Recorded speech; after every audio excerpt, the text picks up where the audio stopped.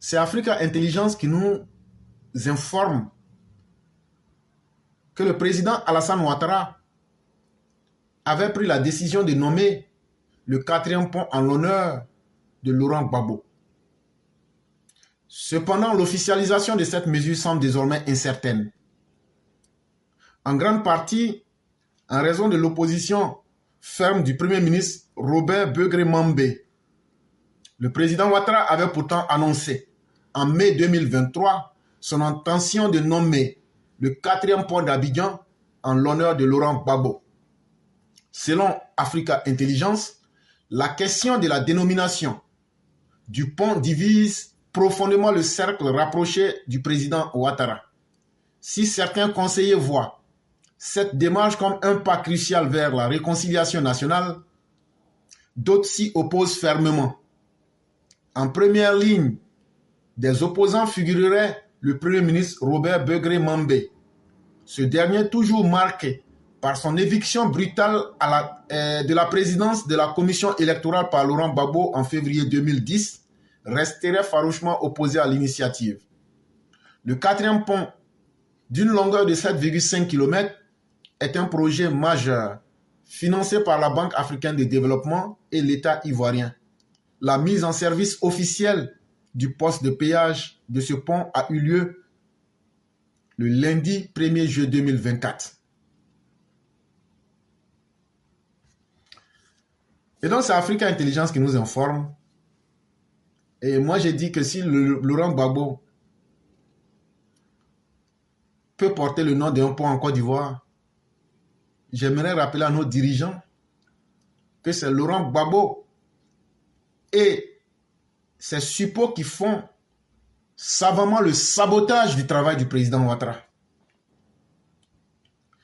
On peut t'insulter, mais il ne faut pas toi-même t'insulter. Quand le bien que tu veux faire sera perçu comme une insulte, alors là, ce bien-là n'a aucun sens. Si le président Ouattara veut, il ne faut même pas avoir donné le nom de Gbagbo. Il n'a qu'à ajouter le nom de son papa et de sa maman dessus. Il n'a qu'à mettre Laurent Gbagbo. Il ajoute le nom, le vrai nom du vrai père de Gbagbo. Il n'a qu'à ajouter dessus Abou Soumaré. Et puis il n'a qu'à ajouter le nom de la maman de Gbagbo dessus. Et puis il n'a qu'à coller ça sur le pont là. Ça là, on ne va même pas discuter ou me dire c'est bien ou mais c'est pas bien.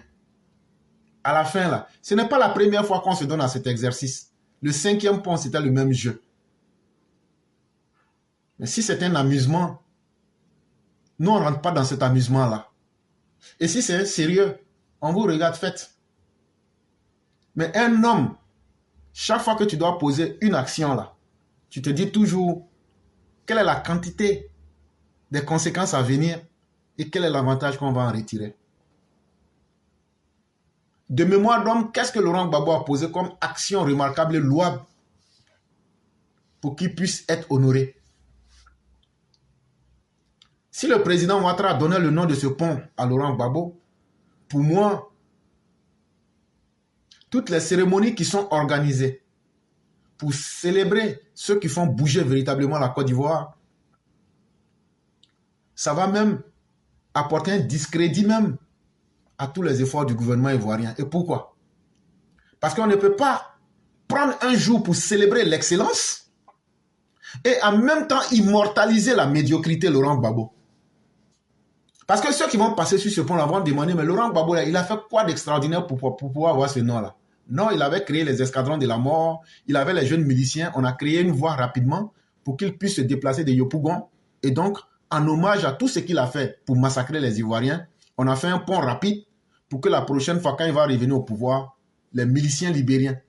Il faut que le président Alassane Ouattara se souvienne, à la base navale, là, les Libériens ont tué les militants du RDA et les Ivoiriens en général, et ils préparaient leur chair pour manger là-bas. Il faut que le président Ouattara se souvienne que Chérif Ousmane qui l'a nommé général là, c'est Chérif Ousmane qui allait mater les gens là jusqu'à la frontière du Libéria en passant par la côtière. C'est une belle manière de remercier les militants et nous applaudissons le chef de l'État. On attend très bien, en plus du nom de Laurent Gbagbo. En fait, il n'y a plus de personnes dignes en Côte d'Ivoire, c'est ce que ça veut dire. Notre mère Henriette Dagri Diabaté n'est pas digne. Le mari de cette dernière qui a fait un combat énormissime auprès du président Ouattara n'est plus un homme digne. Le patriarche Peleforo Bon n'est pas un homme digne. Quand on se souvient de toute cette histoire.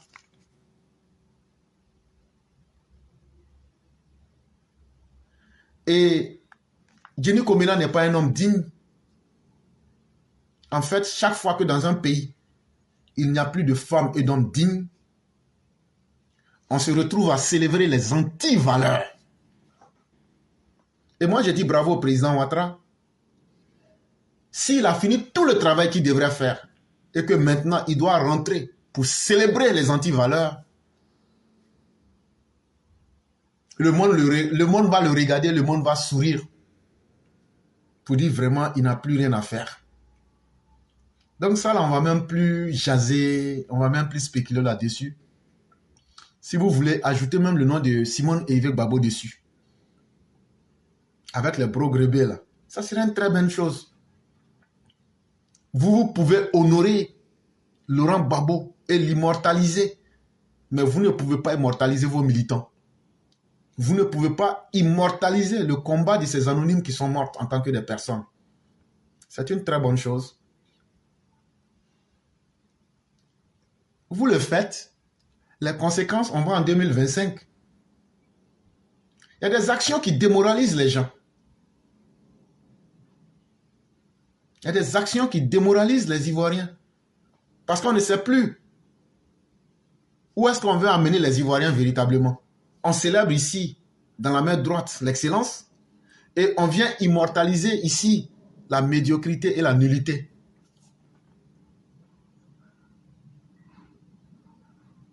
Et donc pour moi, ça sera un non-événement. Mais les conséquences seront en face. Et donc on est là, on vous regarde dedans. C'est vous les plus intelligents et c'est vous qui avez le pouvoir. Donc tout ce que vous décidez, on vous regarde là-dedans. Et on vous dit bravo.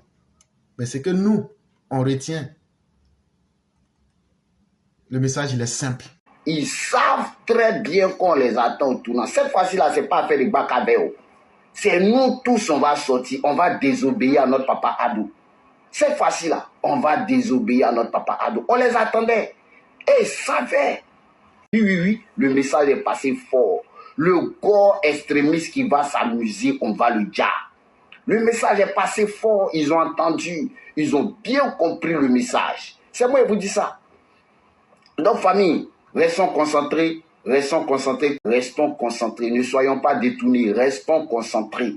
On les attend au tournant. Gbagbo ne sera pas sur la liste électorale. Aujourd'hui, il ne sera pas sur la liste électorale. En 2025, il ne sera pas sur la liste électorale en 2030. Le gars qui s'amuse, on va le dire. On va prendre la tête de Gbagbo pour aller jouer au football et ça, maman. Ils savent qu'on les attend. S'ils ont fait erreur,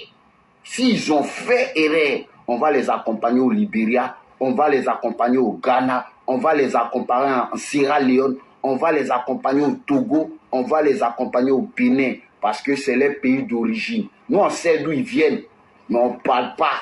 On sait d'où ils viennent, mais on ne parle pas. Ado mouton toujours, ado mouton toujours, ado mouton toujours. Oh! Et donc, le président Ouattara doit retenir une chose. Il y a des sales décisions qui ont fini par frustrer les militants. En 2020,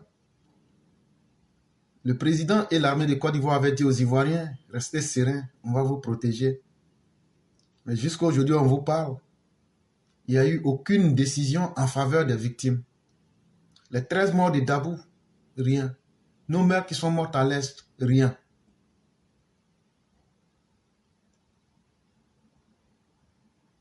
Aujourd'hui, en tout cas ce que dit Africa Intelligence, si on veut faire la promotion de la médiocrité, ça va amener beaucoup de personnes à se poser beaucoup de questions. Et pour finir, beaucoup risquent de baisser les bras. Il faut qu'on fasse très attention.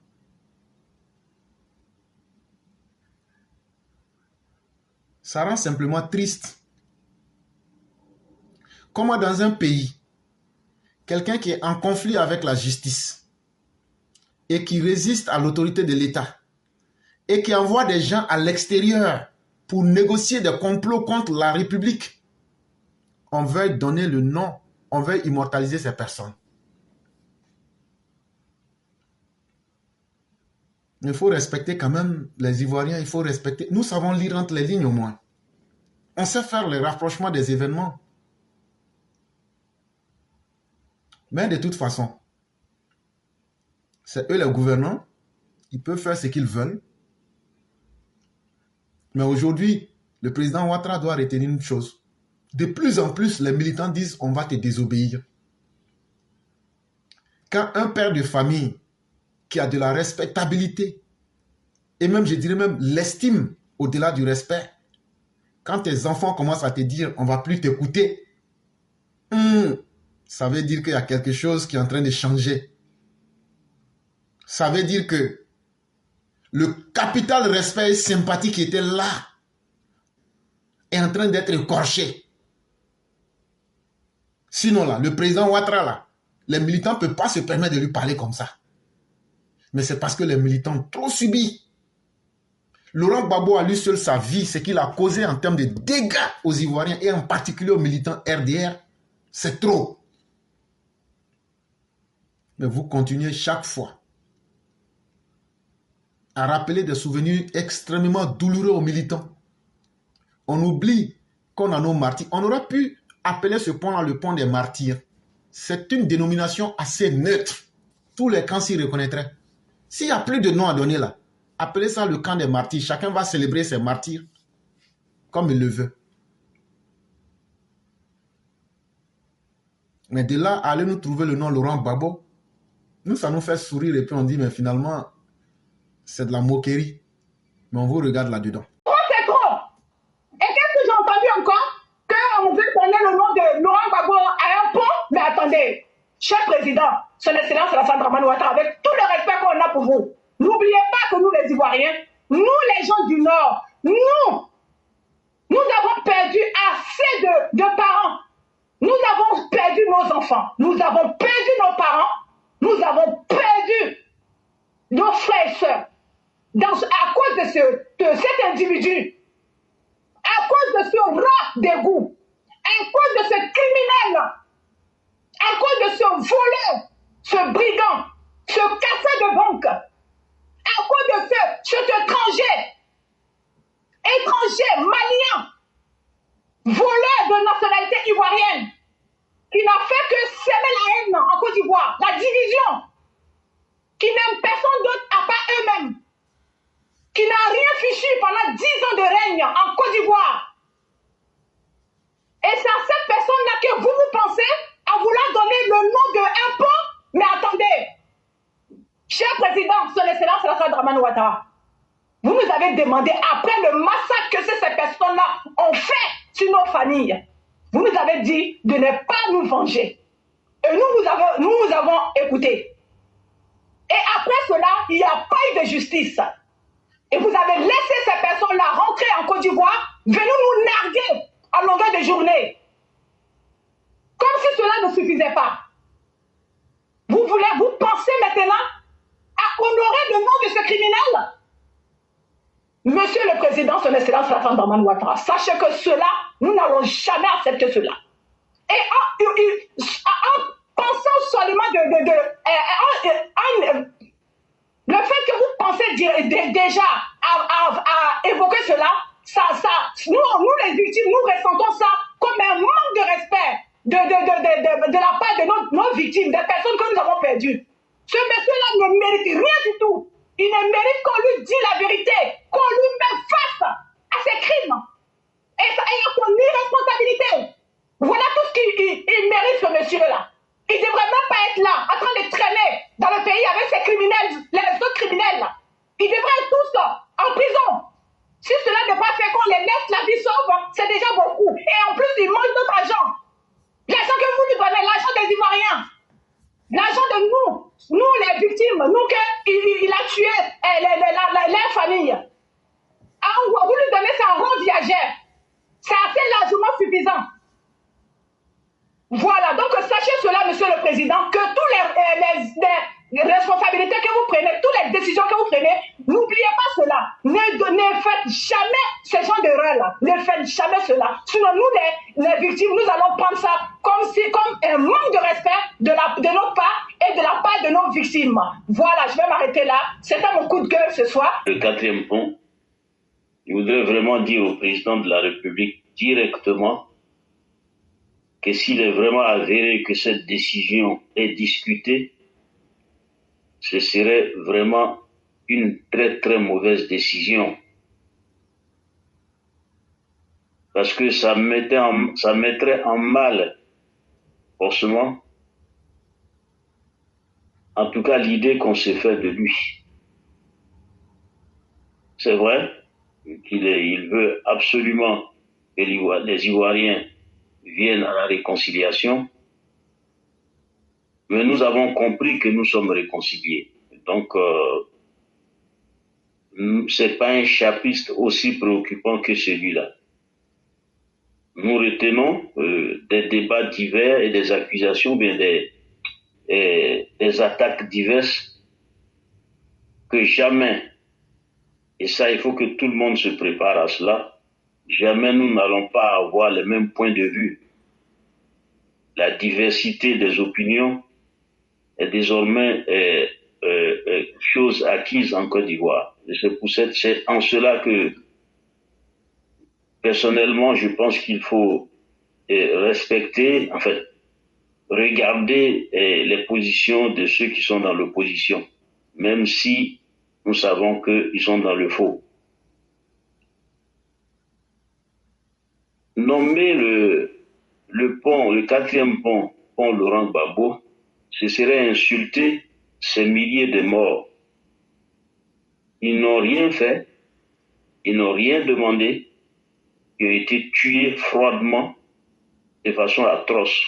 Ça ne va pas passer. Je voudrais dire au président de la République, avec tout le respect que nous nous vouions, mais force est de reconnaître que ce respect-là, et c'est lui-même qui l'a forgé par le travail, par son honnêteté et par le fait qu'il a donné tout pour la Côte d'Ivoire. Et c'est pour cette raison que nous le respectons. Et c'est un principe de la vie. On ne peut pas respecter ceux qui foulent aux pieds les valeurs humaines, comme le font les Laurent Gbagbo, qui peuvent tuer et puis se laver les mains et suivre à cela de l'arrogance, suivre à cela, comment on appelle ça, le mépris et même des injures. Nous n'allons pas accepter cela, ça ne va pas passer. Et ça me trouble le sommeil parce que il ne faut pas qu'on donne raison aux critiques qui se font ça et là. Allons-nous dire, je suis loin de le penser, que le président de la République entretient, n'est-ce pas, cette médiocrité aussi, dans un sens. Je suis loin de l'accepter. Donc, nommer le quatrième pont Laurent Gbagbo, même si c'est fait, mais si nous autres avons la possibilité dans le futur d'accéder aux responsabilités, nous allons, comment on appelle ça, reconsidérer cette décision. Déjà, le nom de Henri Konan Bédié sur le troisième pont, c'est quelque chose qu'on a accepté difficilement. On pensait que ça allait, la réconciliation qui avait été initiée pourrait marcher. Mais on n'avait pas en face de nous le vrai peuple ivoirien. C'est des bandits. C'est un groupe de bandits qui ne représentent rien en réalité, qui veulent imposer leur pensée, leur vision de la vie à la Côte d'Ivoire entière, et qui est représenté dans le vocable d'ivoirité. Nous n'allons pas accepter cela. Et c'est ça qui fait notre attachement, Monsieur le Président, à votre personne. Parce que vous avez su, avec votre grande sagesse, l'écoute des autres, à trouver la voie pour ne pas verser dans cette marmaille. Mais si vous nommez le pont, le 4e pont, le pont Laurent Gbagbo, vous allez vraiment mettre à dos beaucoup de personnes. Et c'est des personnes très importantes. Donc, il faut que cette décision ne soit pas prise.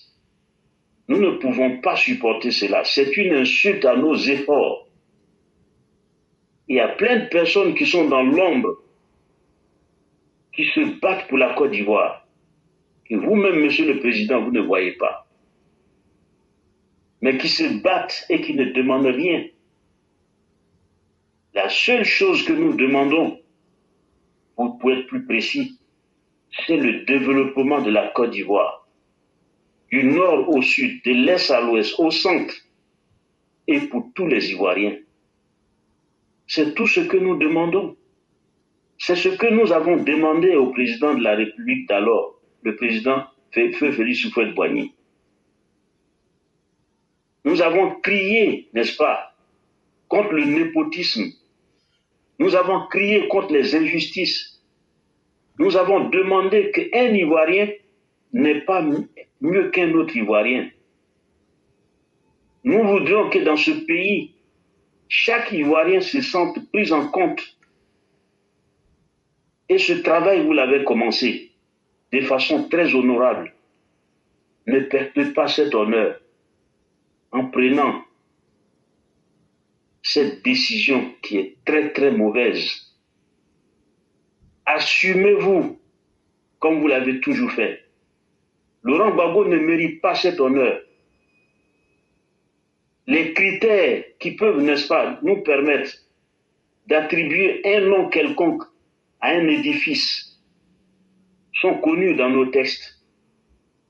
Des gens qui ont tué, qui ont foulé aux pieds l'honneur des hommes et qui sont même allés dans leur atrocité, toucher à des personnes qui sont venues hors de nos frontières pour nous rejoindre, innocemment, ne peuvent pas trouver, n'est-ce pas, comment on appelle ça, ne peuvent pas être brandis comme des héros, parce que ce seraient des héros.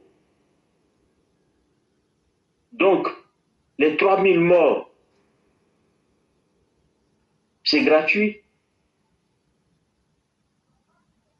Leur position qu'ils avancent pour dire que c'est le RHDP qui a fait tuer les gens, c'est une vérité.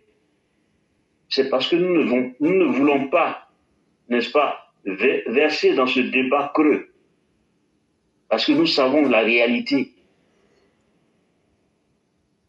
Le nombre de Djoula abattus à froid, n'est-ce pas, versés, je vais utiliser cette expression, dans les puits, à Dieuppeau et autres.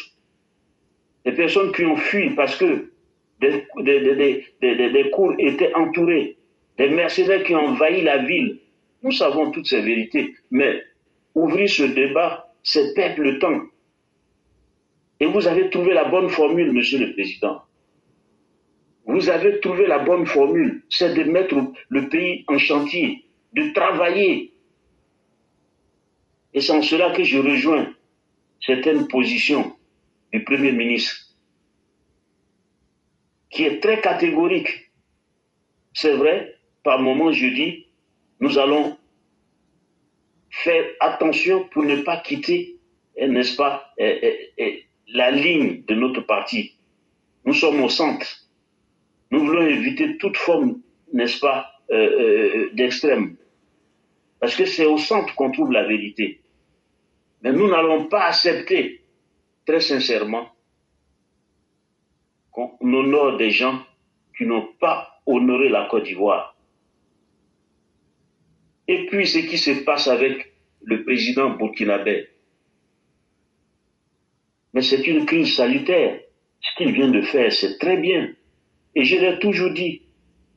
Je pense éclaireur, je pense, mes chers frères et sœurs, que depuis Houphouët-Boigny, nous avons vu que la Côte d'Ivoire est menacée, que nous avons besoin de protéger notre pays, les richesses de notre pays. Apparemment, je dis bien apparemment pour être prudent, mais c'est une vérité de polichinelle. Les gens nous jalousent parce qu'ils nous envient et ils envient la Côte d'Ivoire, non pas pour les Ivoiriens, mais pour les richesses qui sont en Côte d'Ivoire.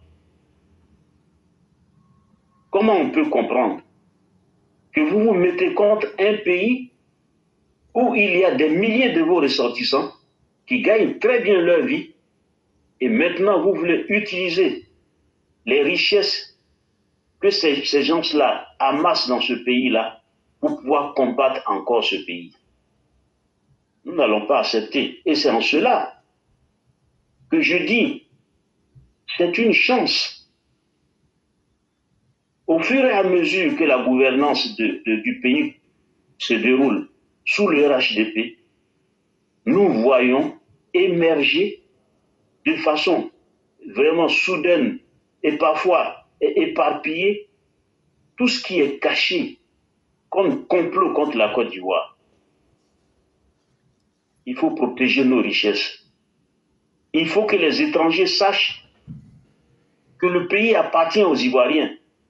Et ça doit se dire, ça doit s'entendre. C'est très important. C'est très, très important. Regardez comment les étrangers viennent acheter les terres en Côte d'Ivoire. À vil prix. Et pour toute la vie, ils peuvent les exploiter. Que deviendront nos compatriotes dans 100 ans? C'est l'histoire de New York qui a été achetée avec une seule pomme.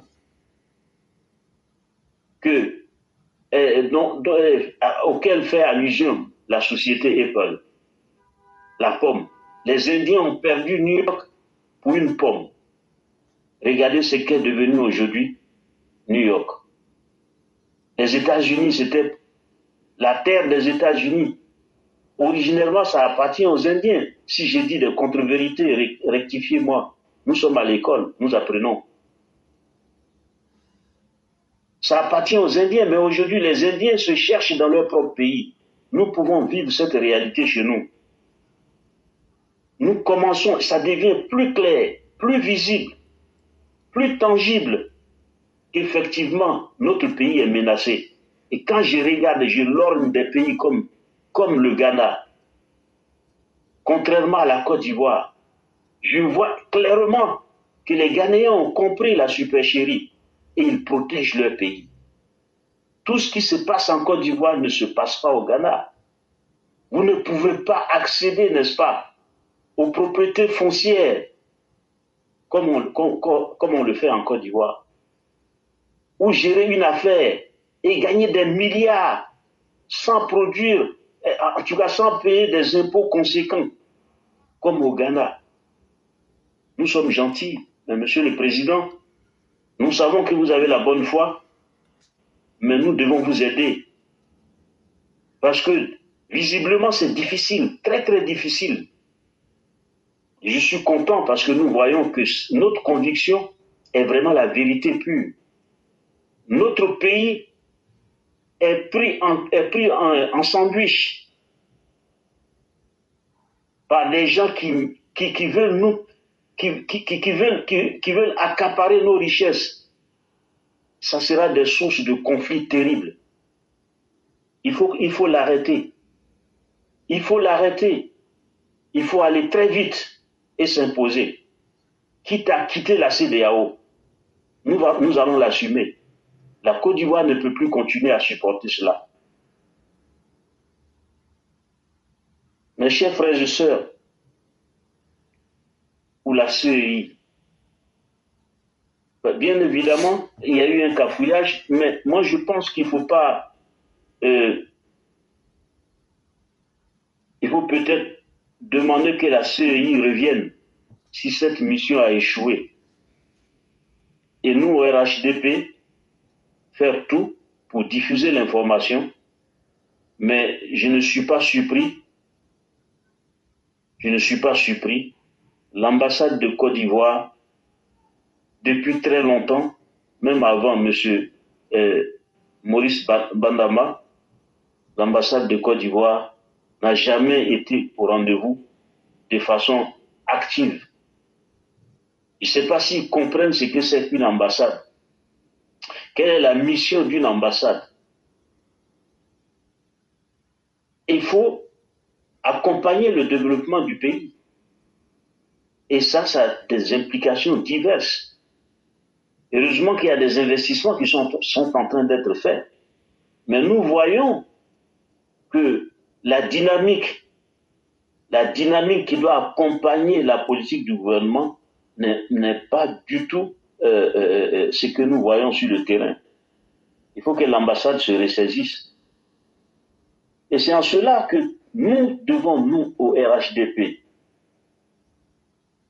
comprendre que nous devons insuffler un souffle nouveau dans ce RHDP-là, qui est un joyau. Ne regardons pas le RHDP comme nous regardons le PDCI. Le RHDP, c'est vraiment l'esprit du RDR qui est au-dessus au RHDP.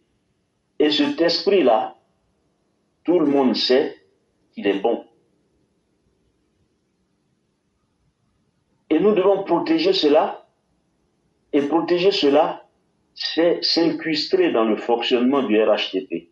Ne pas laisser la manivelle dans les mains de n'importe qui.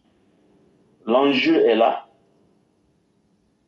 J'attends et je souhaite que les gens commencent à y réfléchir dans tous les groupes, de ne pas rester en dehors pour faire des propositions, alors qu'en réalité, nous ne sommes pas dans le dispositif, le vrai dispositif de fonctionnement.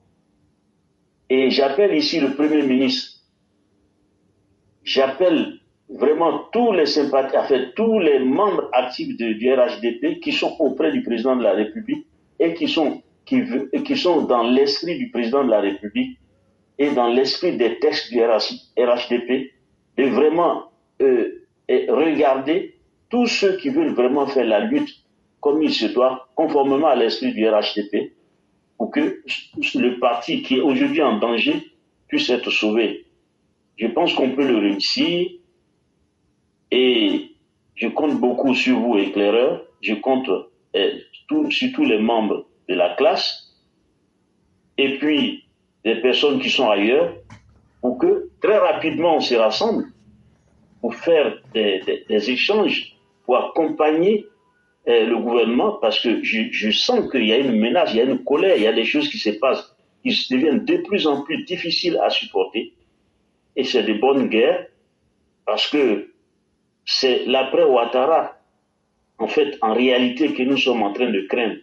Que sera la Côte d'Ivoire après après le président Ouattara? Et ça, c'est une question dont il va falloir apporter, à laquelle il va falloir apporter la solution, la réponse maintenant, sans attendre même les élections. Cela suppose une dynamique nouvelle dans le RHDP.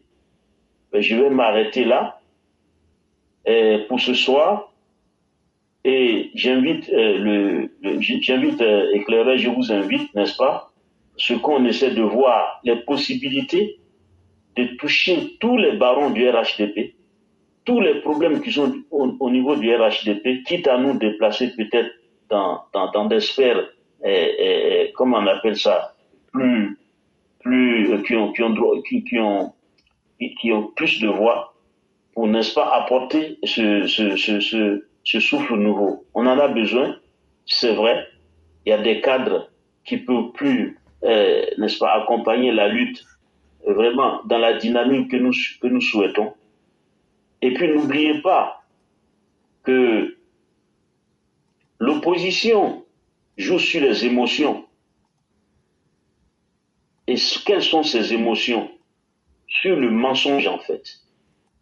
Il faut remarquer qu'ils mentent tout le temps. Ben oui, ça fait des voix, ça rapporte des voix. Mais je suis persuadé que si nous animons les idéaux du parti, ce mensonge-là va disparaître. Mais ça demande que nous soyons vraiment dans le dispositif, et je reviens toujours là-dessus. Et c'est sur ça que je vais m'arrêter. Vous souhaitez bonne soirée à tout le monde. En réalité, je vous dis, et je suis persuadé, que nous allons beau parler, nous allons beau crier, mais si nous ne sommes pas auprès des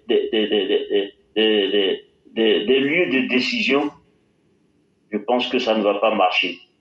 Mais malgré tout ça, je suis persuadé, avec les éléments que j'ai, que le RHDP a toujours fait peur comme ça chaque fois que les élections approchent. Mais il a aussi cette magie de se rassembler comme un seul homme chaque fois que les échéances arrivent pour pouvoir barrer la route, n'est-ce pas, comme ça se fait en France ici, contre les extrêmes, contre les faussaires, et s'imposer toujours. Le RHDP gagnera les élections, mais ce n'est même plus tellement cette préoccupation qui nous agite, mais c'est plutôt comment nous allons gérer après, et comment le parti va fonctionner, et comment on va garder et redynamiser, ou même accélérer le processus de développement du pays. C'est là la question aujourd'hui. Et puis, au fur et à mesure, agir de façon implacable sur la corruption et envahir, n'est-ce pas, le pays par des hommes intègres. C'est ça surtout. Parce que plus on aura des gens crédibles aux instances de décision, c'est sûr que ce sera un gage pour protéger, n'est-ce pas, tout ce qui est en train de se réaliser. Mesdames et messieurs, vous laissez notre frère EPV aller au travail, parce que c'est ça qui donne le pain. Je vais m'arrêter là. Et je voudrais sincèrement qu'on soutienne ce frère qui vraiment nous épate chaque jour, et vraiment c'est vraiment le militant type. Mais il va falloir un militant pour un peu, comment on appelle ça, rendre plus doux, parce que parfois il est très incisif au point que je me demande s'il fait ça, s'il a les rênes vraiment du pouvoir comme à Ouattara, s'il ne va pas se faire beaucoup plus d'ennemis. Mais en réalité, il est trop sincère. Oui, quand la vérité est dans l'homme, c'est évidemment comme ça. Mais gouverner les hommes, c'est encore une autre chose. Que Dieu nous aide, n'est-ce pas, à avoir la bonne posture, parce que nous aurons eu la bonne compréhension. Que la Côte d'Ivoire soit bénie, que tous les EPV soient bénis, ainsi que tous les Ivoiriens aient pris, n'est-ce pas, de progrès, de justice et de progrès pour tous. Bonne soirée à vous. Merci. À bientôt. Au revoir. Merci infiniment, cher René. Merci de cette belle analyse. Merci surtout d'éclairer aussi la conscience. C'est un travail collectif. Et déjà à partir de la classe de Paris, comme partout, nous avons des cercles de réflexion, puisque la classe éclaireur pro-vérité, c'est à la fois une ONG, un cercle de réflexion, et donc c'est bien compartimenté. Il y a le côté politique aussi, qui est d'obédience RHDP, lié aux philosophies du président Dr Ouattara. Et donc, si vous prenez attache avec la classe de Paris, vous verrez qu'il y a des séances de réflexion qui sont animées, et tout ce qui en ressort est directement transmis aux autorités. D'accord. Voilà. Et donc, si vous prenez attache avec eux, toutes les réflexions qui seront faites seront transmises. Il n'y a pas de l'ombre de doute là-dessus. Et vraiment, merci. Mais il y a un numéro que je... Oui. Il y a un numéro. Vous pouvez joindre... après, je vais vous envoyer Akone Adama, Mère Blanc elle-même et plusieurs autres. On va vous envoyer les coordonnées. D'accord. Il n'y a pas de problème. Et donc, vraiment, merci à tous ceux qui nous ont suivis. Merci à tous ceux qui aiment la dynamique que nous animons. Demain sera un autre jour. On vous dit infiniment merci. Et cher René, on va vous laisser en 2 minutes nous faire la conclusion. Merci beaucoup. Ben, la conclusion, c'est que voilà, ça me paraît évident.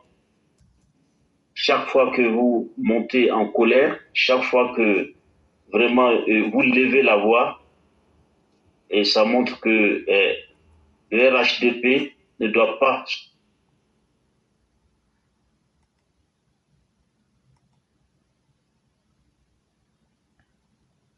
Alors,